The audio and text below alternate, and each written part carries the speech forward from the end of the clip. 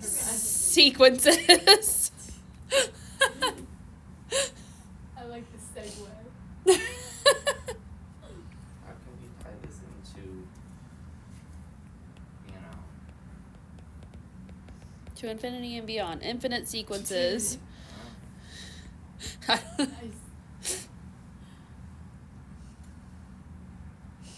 So a sequence is an ordered progression of numbers.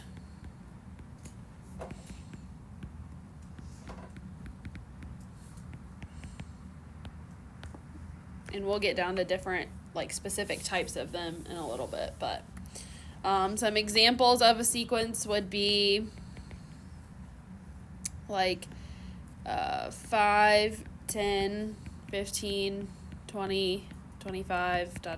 So how are they getting the next number in that sequence? +5. Adding 5.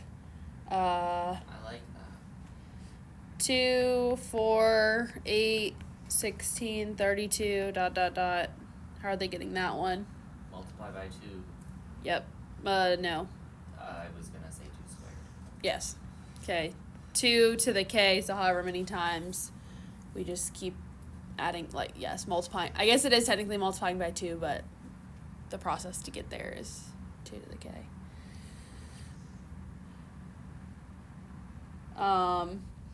We can also have ones that are like this, where it's like 1 over k, and k is like 1, 2, 3, etc.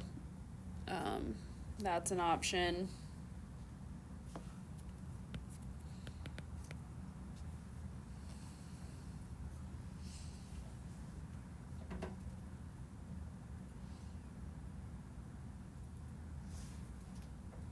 I really don't like having to draw those fancy brackets because they always look terrible. Now, if I remove the ... and I just have the 5, 10, 15, 20, 25, this would be a finite sequence because there's a set number of numbers. But these next two would be infinite sequences just because they keep on going. I don't like those brackets.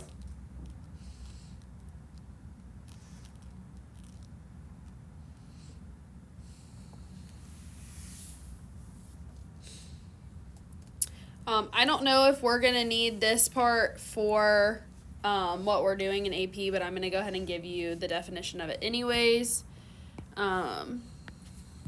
If you end up in Calc 2 ever, you will need to know some of this, so just a little intro for you.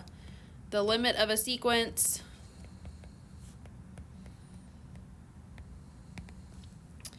let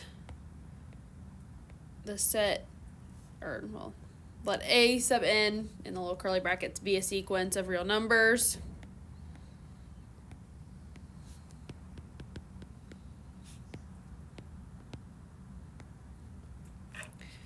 And consider the limit as n approaches infinity of A sub n if the limit is a finite number L, and that's a capital L. The sequence converges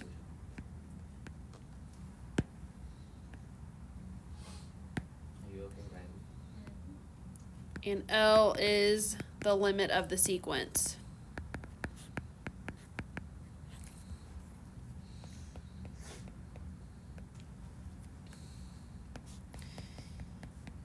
If the limit is infinite or non-existent,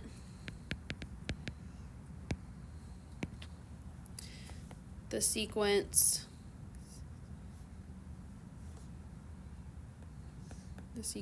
diverges.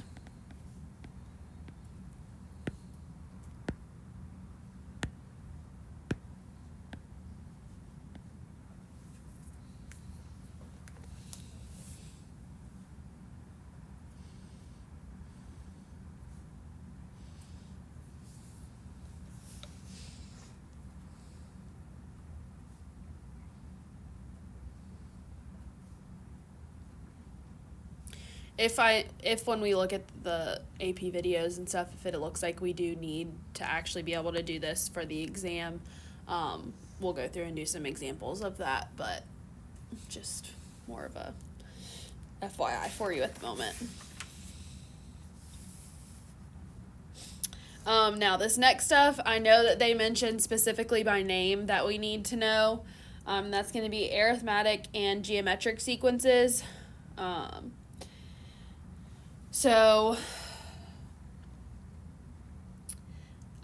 key thing before I'll give you the definition and then I'll tell you what I think is kind of like the thing to know about each one of them. So, for an arithmetic sequence, that's not that. There we go.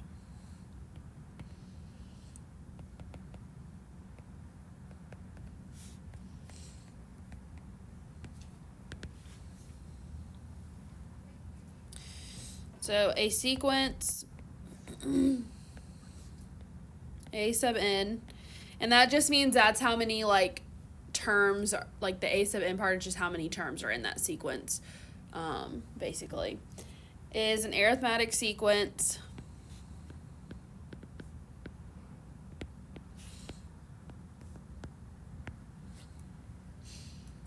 if it can be written in the form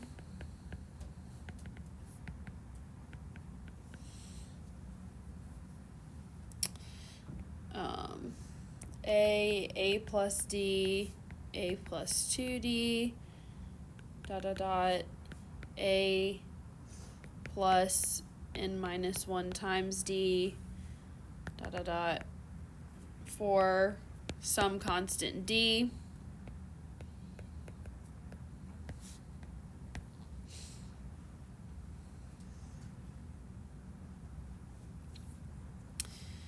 The number d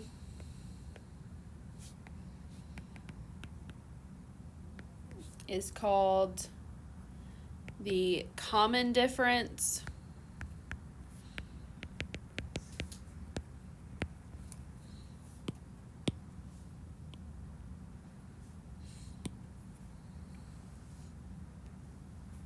and that's kind of going to be your key thing for this one, is it's going to be a difference when we're looking at that. Each term in an arithmetic sequence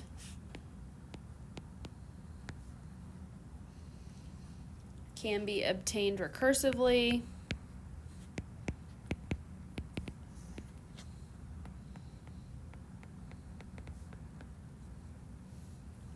from its preceding term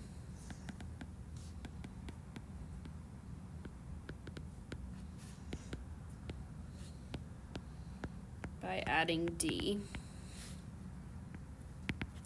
So a sub n is equal to a sub n minus 1 plus d for all n greater than or equal to 2.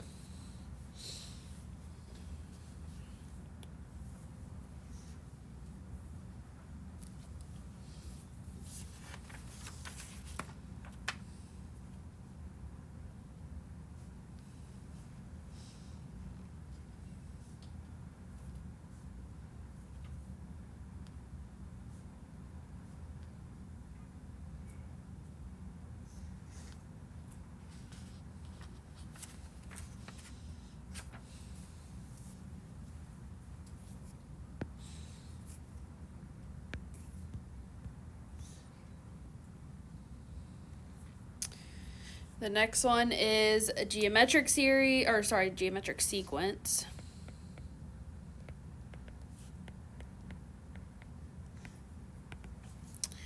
So a sequence, a sub n, is a geometric sequence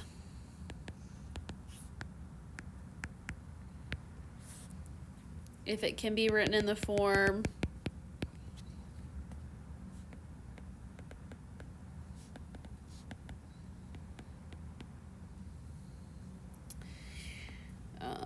a times r, a times r squared, dot, dot, dot, a times r to the n minus 1, dot, dot, dot, for some non-zero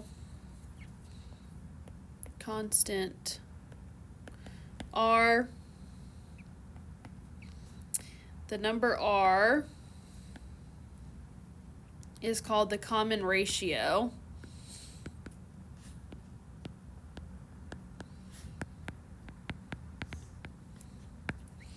And that's kind of going to be your key thing to look for here, is geometric are going to be ratios.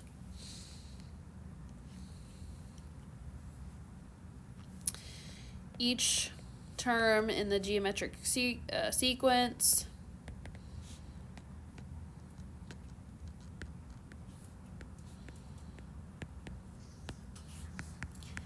can be obtained recursively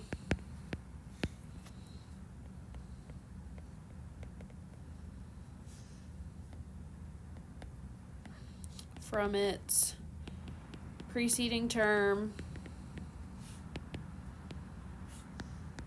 by multiplying by r.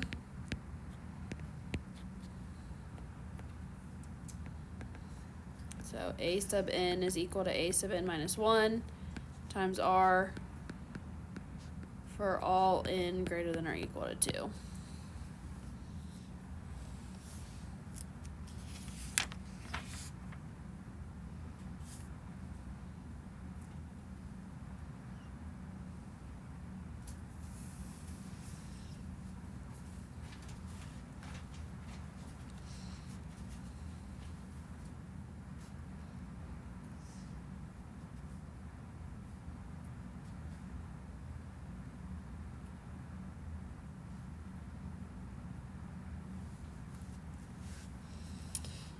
And then the last thing, again, I don't know that you necessarily need it for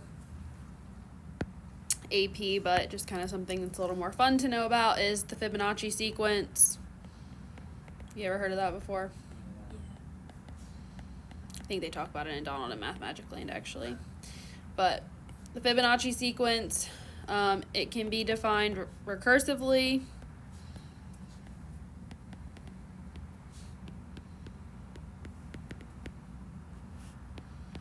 by a sub 1 is equal to 1, a sub 2 is equal to 2, is equal to 1. Then a sub 3, I'll just, a sub 3 is equal to a sub 1 plus a sub 2, which would be equal to 2. Then a sub n is equal to a sub n minus 2 plus a sub n minus 1. So it's adding the previous two numbers to get to the next one. But this is specifically for all positive integers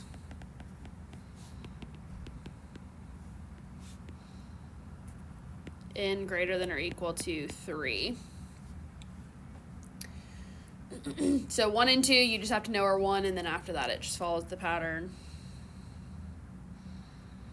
So it would be like 1, 1, 2, 3, 5, 8, and so on and so forth, going around to get that sequence. It's adding the previous two terms together, gives it to you.